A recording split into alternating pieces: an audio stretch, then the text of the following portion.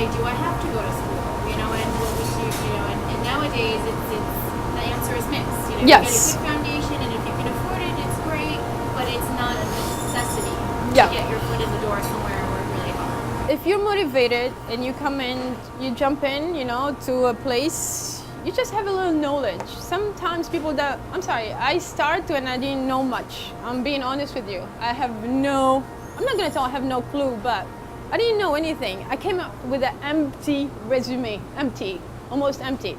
I wrote like my background, what I did in my investment company. This is what I wrote. And I worked 2 months with chef, I can't even remember her name. I mean, I did some bread, you know. I did crème brûlée.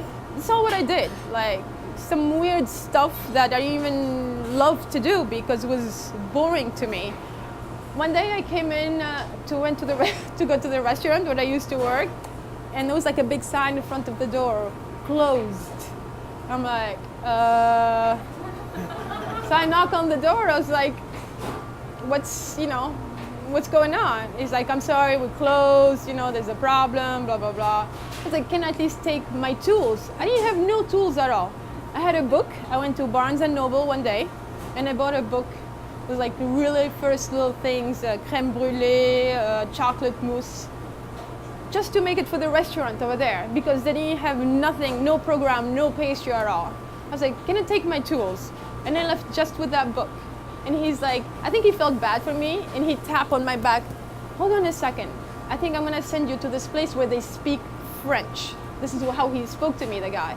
I was like, okay, all right. So he sent me to Café Bouleux that time, an empty resume. I think you can do it. I think anybody can do it. Some of you are not like anymore like beginners, you know, maybe some, but I'm just saying, you can do it if you really put your heart into it. My chef, if I wasn't there at 6 sharp in the morning, oh my God, you are so dead. You are so dead. Anyway, what I'm trying to say, he gave me time. I wanted to learn sugar. I wanted to learn chocolate.